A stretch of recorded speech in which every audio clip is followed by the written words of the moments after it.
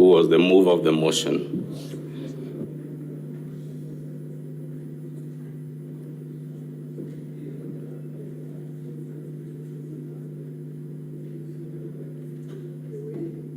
Are you sure he's not deserted you?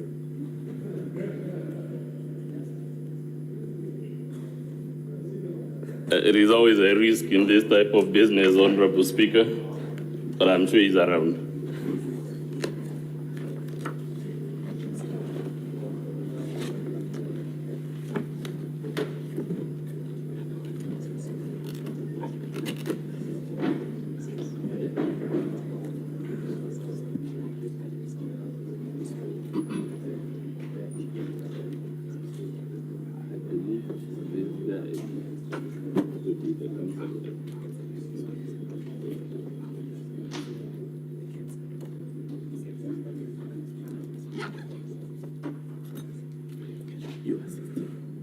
So, Council, before you proceed, you first introduce yourself and the team.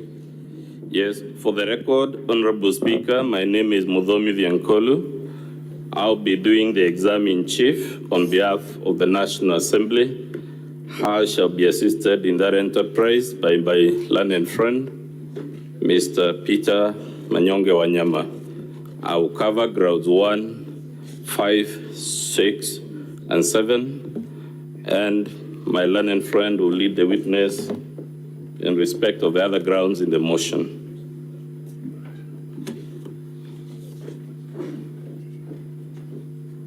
May the witness take the oath. I, Mwengi Mutuse, do solemnly swear that the evidence that I shall give before the Senate in respect of the matters before the Senate shall be the truth, the whole truth, and nothing but the truth. So help me God. Your 3 hours starts running from now. So, good afternoon, sir. Again, just for the record, confirm your name and what you do for a living. Mr. Speaker, Honorable Senators, my name is Mwengi Mutuse. I'm the Member of Parliament for Kibwezi West constituency, and I was the mover of the instant motion that is before your consideration in the National Assembly. I am also an advocate of the High Court of Kenya by profession. So, great. Let's go straight to the motion due to the constraints of time. Honorable Speaker, the motion is in Volume 1 of the Assembly's bundle of documents. And allegation number 1 runs from pages 3 to 10 of Volume 1. So, without much ado, Honorable Mutuse, let's go to allegation number 1 of your impeachment motion. Can you tell the Senate in very condensed summary what is the grievance you have raised against His Excellency the Deputy President? Honorable Speaker, Honorable Senators, on our ground 1 allegation against the Deputy President is that he has violated various articles of the Constitution that we have listed, being Article 10.2a, 10.2b, Article and C, Article 27, Article 731a, Article 732b, 751c, Article 129, as well as Article 147.1 as read together with Article 131.2c and b. And basically, what we are saying is that the Deputy President in the last 2 years has been in various places within the Republic of Kenya and has been publicizing a notion that Kenya is a company that is owned by shareholders, and only those who have shares in the company called Kenya, according to him, will benefit in terms of development and service delivery from the Republic. And it is our contention that Kenya is not a company. Kenya is a republic that is supposed to serve all Kenyans. And the particular articles of the Constitution that we have cited because of time also speak to the functions of the Deputy President being able to promote national unity and the citizens of Kenya being able to receive services and development from the government, including appointments, without discrimination. So that is in short. Let's quickly go through some of those provisions. If you could be shown the preamble to our Constitution, what does the third paragraph say? Mr. Speaker, honorable senators, the preamble to our Constitution, and I read the third paragraph, proud of our ethnic, cultural, and religious diversity. Underline ethnic, cultural, and religious diversity, and determined to live in peace and unity as one indivisible sovereign nation. One indivisible sovereign nation. We'll come to the evidence you have adduced to support this shortly, but are the utterances you complain about consistent with that constitutional provision? Definitely not at all. Let's go quickly to Article 10. What does it say? Article 10(1). The national values and principles of governance in this article bind all state organs, state officers, public officers, and all persons whenever any of them A, applies or interprets this Constitution, B, enacts, applies, or interprets any law, or C, makes or implements public policy decisions. But, Honorable Member, someone would say these are just utterances and we surely can't remove a deputy president from office because he has a loose tongue or something like that. What is the problem with these utterances in the context of our history as the Republic of Kenya? Number one, the constitutional context is that they bind all state officers and the deputy president is a state officer. So there are no two ways. You cannot choose the laws to obey and which not to obey. But number two, we have also had an history in our country. All of us would remember that we had clashes in Likoni in 1992 where populations were displaced. We had problems in Molo, every other cycle of election cycle, 1992, 1997. Even most recently, the country almost torn apart during the post-election violence of 2007 and 2008. There are examples within the region. Rwanda, Burundi is still struggling. As we speak today, Congo is fighting. Across the globe, Yugoslavia, there has been problems, Bosnia, all these countries. And they all began from utterances of this nature. So is it your testimony, therefore, that utterances of the type we're about to see are a threat to the very existence of Kenya as a republic? Indeed, that is my testimony. Is our lived history consistent with the submission that those are not utterances that should emanate from the Deputy President of the Republic? Not just the Deputy President of the Republic, but not from any citizen of the Republic. But Honorable Mutuse, have you placed any evidence? You say the Deputy President has been doing this for 2 years. Have you placed any material to prove this allegation? Yes. We have placed videos, evidence in the form of videos that have been recorded in meetings where the Deputy President has been attending, being video 1, video 2, video 3, video 4, video 8, and video 11, which contain utterances of the Deputy President in that regard. Mr. Speaker, I request we play video number 1 from the National Assembly set of videos.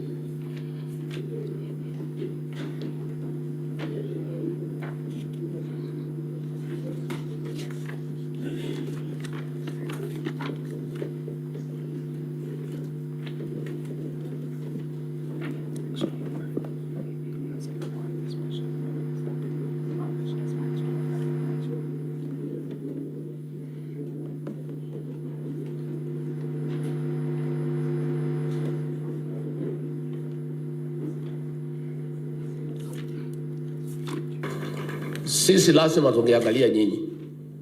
Hii serikali ni kampuni na ni ya shares. Si ndio? Ni ya shares. Kuna wenye kampuni, wale wako na shares mingi, kuna wale wako na chache, kuna wale hawana. Sasa nyinyi mliinvest kwa hii kampuni ya William Ruto na Rigathi Gachagua. Sasa lazima mvune. Yule ambaye alipanda atafanya nini? Simulipanda? Simuliamuka mapema?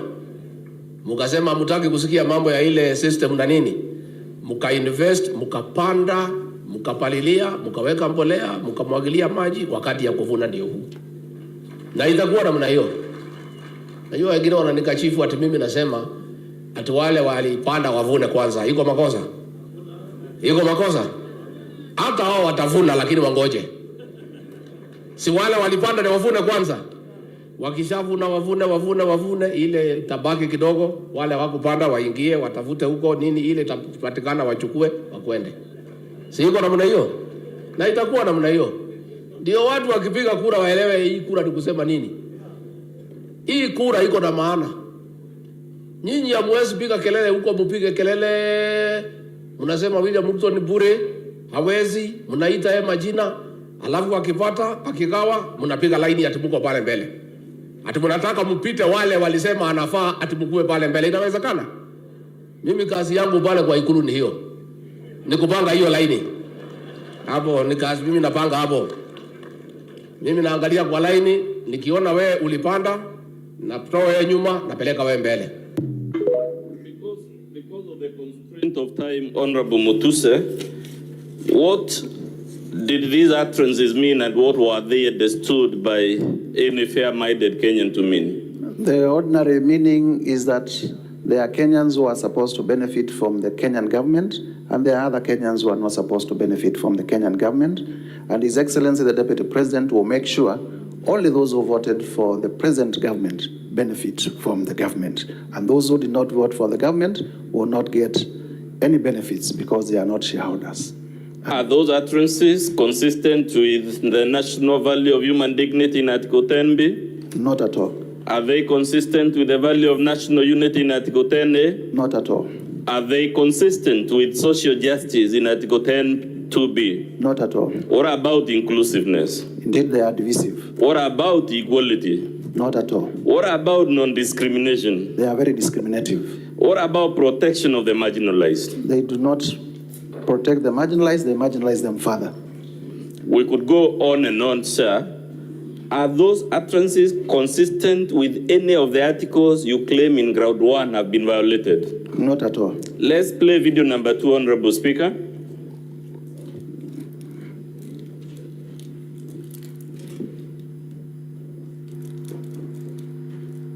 President Rigathi Gachagua again brought up the political shareholding narrative, saying the Kenya Kwanza administration will prioritize Kenyans who voted for it in the distribution of government employment slots and development projects. Well, Gachagua spoke in Nandi County, where he led other government officials in a church service and thereafter a fundraiser at Kurgung Boys High School. Ayub Abdikadir reports. Mosop constituency in Nandi County offered Gachagua a platform to amplify his narrative about the government being a shareholding entity that apparently belongs to those who voted for it, calling on the people of Nandi County to remain patient as the state works on development projects and employment opportunities that would prioritize Kenya Kwanza supporters. Rais ako pale. Niko hapo. Huyu Felix ako hapo. Rais mnamjua. Mimi mnanijua msimamo yangu. Ya kwamba watoto wakiwa wengi kuna wale kwanza ya kuangaliwa, si mnajua? Sasa huyu Felix ako pale ndio mwenye kuunganisha mawaya. Mambo yetu tumepanga. His remarks similar to the last time he sparked public debate by hinting at preferential treatment for Kenyans who voted for the government. Mambo iko sawa. Chakula iko jikoni, karibu kuiva. Watoto ni wengi, chakula ni kidogo. Iko watoto ya nyumbani, iko wajirani, iko namna hiyo, na nyinyi mtulie. Chakula ikiiva, sisi ndio wenye kupakua. Na watoto tunawajua kwa sura na kwa msimamo. Hatuwezi kuwa confused. Kuna mtu ajua watoto yake.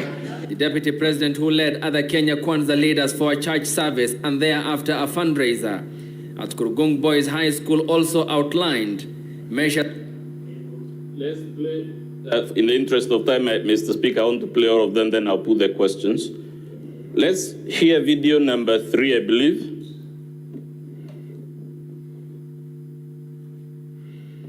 Gachagua says he has no apologies to make over his shareholders' narratives, saying those who voted in the Kenya Kwanza government should reap big from the government. Well, Gachagua, who was speaking in Nandi County, where he led a fundraiser towards the construction of the ACK Plaza in Kapsabet town, also dismissed claims that there are differences between himself and President William Ruto. Martin Munene has the details. Deputy President Rigathi Gachagua was in President William Ruto's Rift Valley backyard on Sunday, where he presided over a fundraiser in aid of Kapsabet ACK Church. And here, the DP made it clear that he was not backing down on his shareholders' gospel that has left a bad taste in many people's mouths. I am unapologetic to demand and to insist that those who believed in William Ruto and supported him to a man have every right to benefit immensely from his government. I have no apology. Let's play video number 4, 8, and 11 in that sequence. Serikali, a government is like a company. There is shareholding. Kuna wale who have invested a lot of shares. Kuna wale wameweka kidogo. Kuna wale wamekataa. Lakini wote ni wa Kenya. So ndio tukasema kama wewe umeenda kupanda mahindi, ama wacha nipeane example ya ng'ombe kwa sababu niko Kajiado. Wewe uko na ng'ombe yako ya maziwa. Hiyo ng'ombe imezaliwa ikiwa njau, umeichunga vizuri, umepatia majani, umenunulia dairy mill, umepatia chumvi, umepeleka kwa malisho, umepatia maji, imezaa, imeanza kukamuliwa. Wewe unatakiwa kwanza ukuwe mtu ya kwanza kukamua hiyo ng'ombe na kukunywa maziwa. Serikali, a government is like a company. There is shareholding. Kuna wale who have invested a lot of shares. Kuna wale wameweka kidogo. Kuna wale wamekataa. Lakini wote ni wa Kenya. So ndio tukasema kama wewe umeenda kupanda mahindi, ama wacha nipeane example ya ng'ombe kwa sababu niko Kajiado. Wewe uko na ng'ombe yako ya maziwa. Hiyo ng'ombe imezaliwa ikiwa njao. We can go to the next because we see an element of repetition. Let's go to the next video.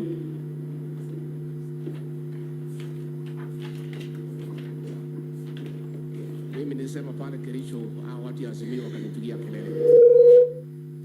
Nikasema Kenya hii kila mtu afanyiwe kazi. Kwa sababu kila mtu analipa kodi. Na hao wabunge wakiongozwa na Kimani Ichung'wa wako pale mbunge. Wagawe pesa kwa kila mtu Kenya. Na hivyo ndivyo inaendelea. Yes, video number 11. Ikifika watu ya kukusaidia, utatafuta.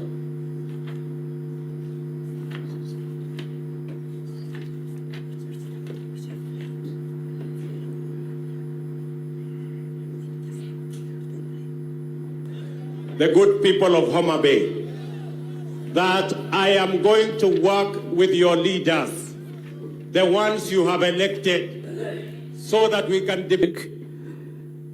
notwithstanding that these utterances, to quote the media house, were leaving a bad taste in the mouths of many people. Is that correct or incorrect? Yes, he is very loudly clear that he has no apologies to make for referring to Kenya, for saying Kenya is a company belonging to shareholders for the benefit of the shareholders. That defiance and the stance that he has no apology to make, does it depict the deportment of a man or a woman who should be the Deputy President of the Republic of Kenya? Not at all. But you heard his counsel say that there must be some extraordinary wrongdoing before we can impeach for mere utterances or for the things you have alleged. To the best of your knowledge, sir, how many vice presidents or deputy presidents has Kenya had since 1963? In your estimate, how many? 11. 11. 11 or thereabout? let's say a dozen, 12, right? Yes. Do we have in our history since 1963 experience of a deputy president who traverses the country preaching ethnic exclusion? I don't remember any. The only incident I remember, two incidences, when Jaramogi differed with Kenyatta and he did the Moro thing, resigned from government.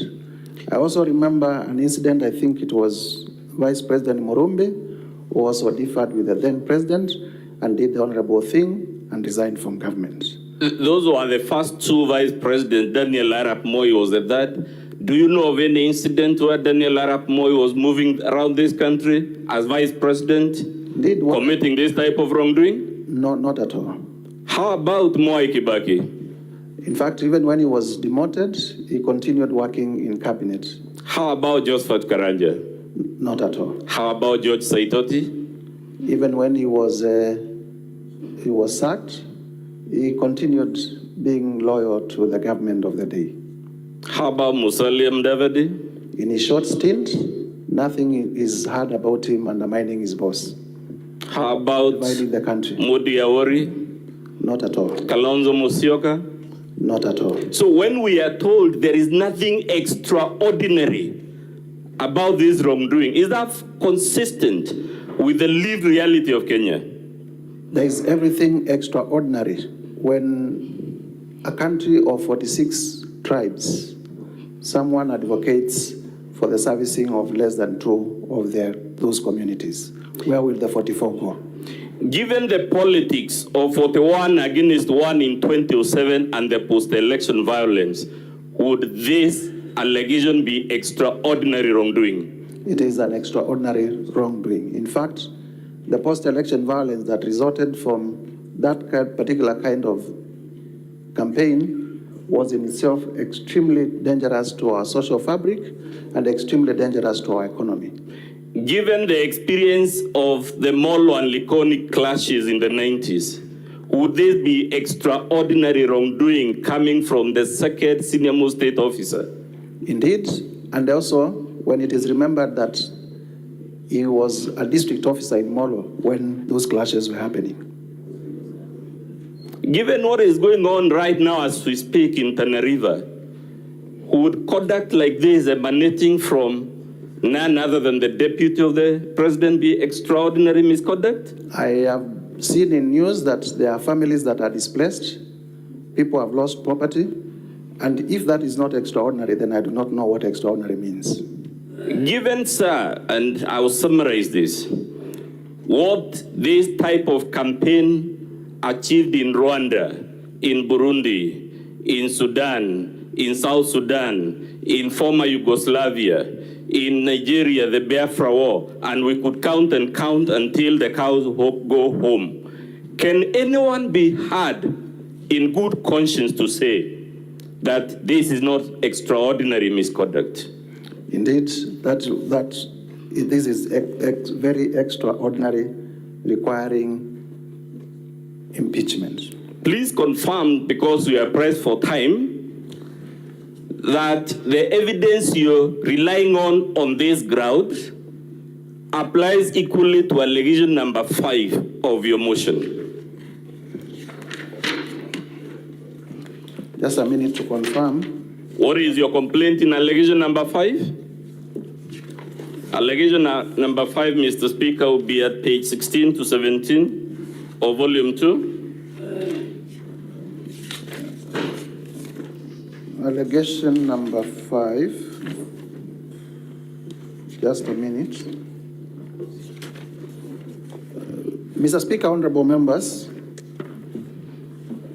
our allegation number 5 relates to gross violation of Article 3(1) of the Constitution and Article 148(5)(a) of the Constitution, which specifically is in relation to the breach of the oath of office and allegiance.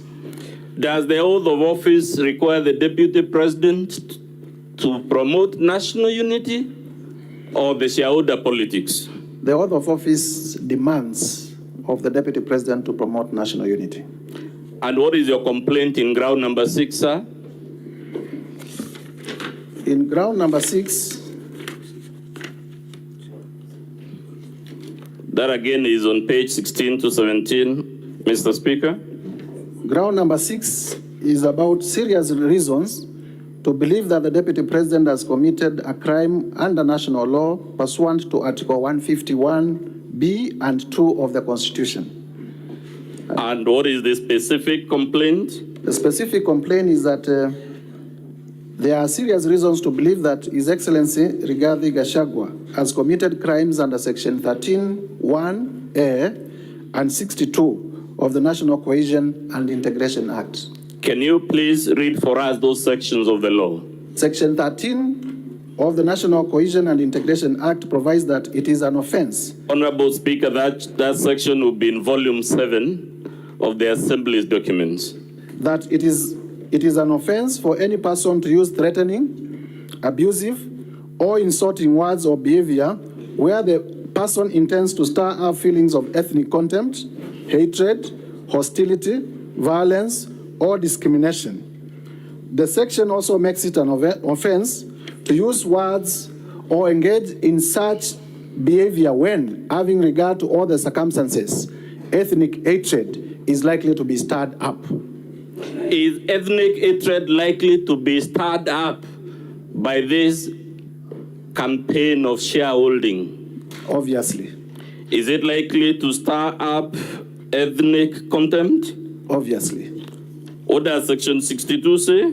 Section 62 of the National Cohesion and Integration Act states that a person commits an offense when the person makes statements that are intended or are likely to stir up feelings of ethnic contempt, hatred, hostility, violence, or discrimination. Are the utterances by the Deputy President likely to trigger any of those things? Yes, indeed. As a matter of fact, Honorable Mutuse, that law you just read, National Cohesion and Integration, wasn't it the law Parliament enacted to ensure we never go back to where our country was in 2007, 2008 because of utterances like this? It was pursuant to the post-election violence, and the country resolved that we needed a law as a result. And therefore, it is a law that is supposed to ensure that we in office live to promote national unity and not the opposite. Given that history and why that law exists, sir, we repeat the question. Has the Deputy President committed ordinary or extraordinary wrongdoing? He has, under Article 150 of the Constitution, in relation to this ground, there are serious reasons to believe that he has committed wrongs against the National Cohesion and Integration Act, and if extraordinary in nature. And if you allow me, these are not my words. I have been accused of urging the National Assembly to believe me. These are not my words, they are words of the Constitution under Article 150. Thank you. I want us, Mr. Speaker, we're urging the Senate, if you consider the evidence so far adduced, then that evidence applies to ground 1, 5, and 6. So we are prosecuting them together to save on time. Let's go to allegation number 7, sir.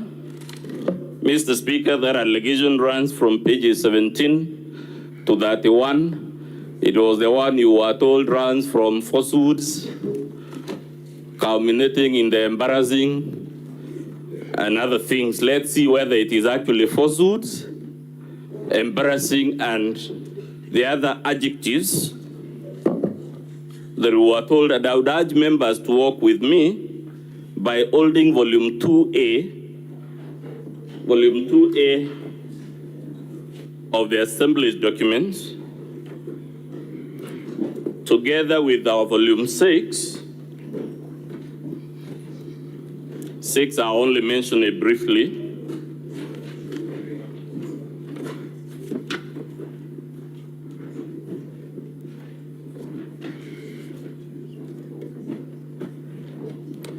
Please confirm, sir, at page 2 of volume 6,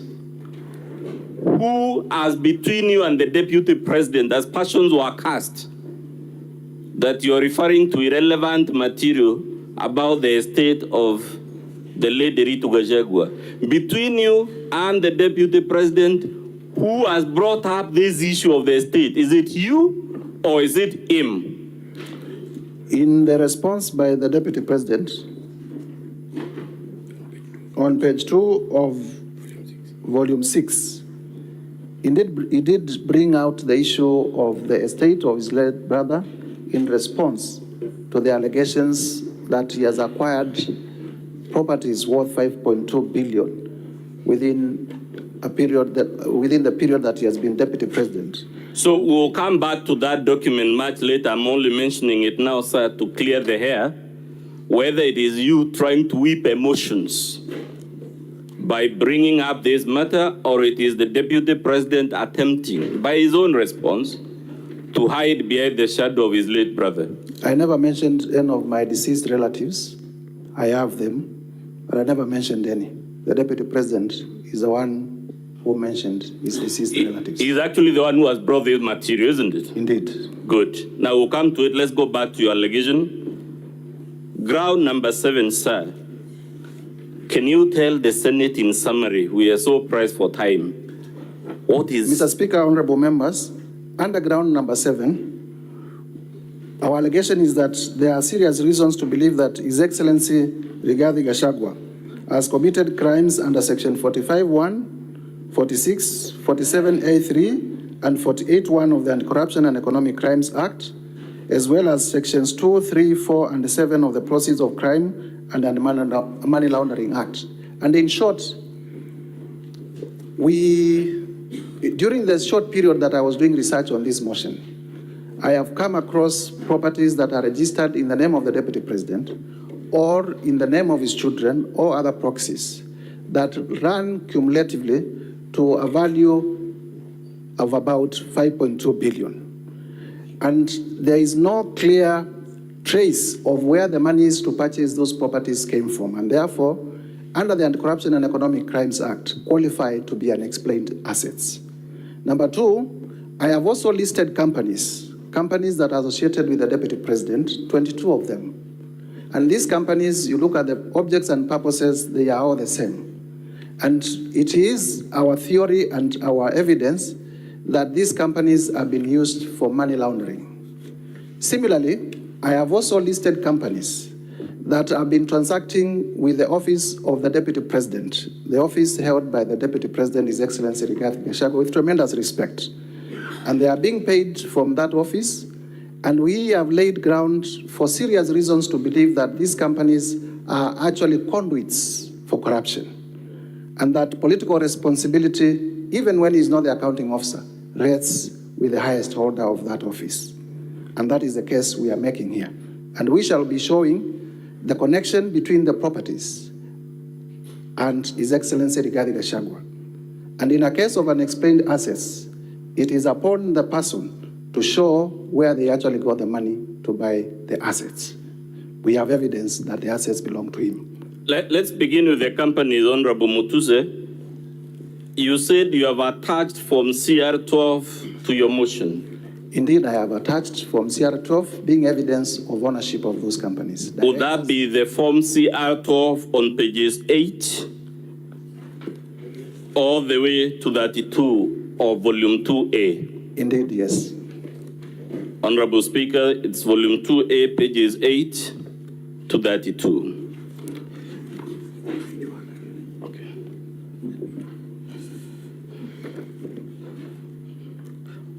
It actually begins, Honorable Speaker, it's me who is mistaken. It's from page 1 to 32, right? Indeed, yes. And because we are stressed for time, sir, does this document show in black and white that the majority of these companies, the directors and shareholders, are either the deputy president or his sons or his spouse? Yes, they do, and senators will have opportunity to look at the Form CR12s. Many of them are under 2 weeks old, so they are very recent. Let's go to the question of the purchase And of... you can also independently confirm from the eCitizen portal, it is only 650 shillings to do as a company search. You have mentioned Treetops Hotel and Outspan Hotel in paragraph 45A. Yes, indeed. Let's confirm whether this is false, ridiculous, or embarrassing. Did the Deputy President issue a public address on the 7th of October in which he admitted acquiring these two hotels? Yes, indeed, and it is part of our evidence. So with that admission from him, can he be here to say your allegations are false, ridiculous, and embarrassing? That is not expected from the son of Mau Mau. Let's go to page 33, sir, of your volume 2A. Yeah, Mr. Speaker, sir, we have been patiently waiting and restraining myself from raising. Pause the time for the National Assembly, please. Proceed, Council. I've been constraining myself when listening to the proceedings, and Council is testifying instead of the witness testifying. Number two, he's asking leading questions in examination in chief, and Council understands the rules of examination. A case in point, you're very general. A case in point? The Hansons, Mr. Speaker, sir, will bear as witness, and the Senate is a custodian of the Hanson. Council, I'm very alert. Any leading questions before even you take your feet, I'll be able to object to it. I'm very alert to that. Proceed, Council. Much obliged, Mr. Speaker. Let's go to page 33, sir. What is that document? On volume 2A? On page 33, this is a discharge of charge between Wayne Holdings Limited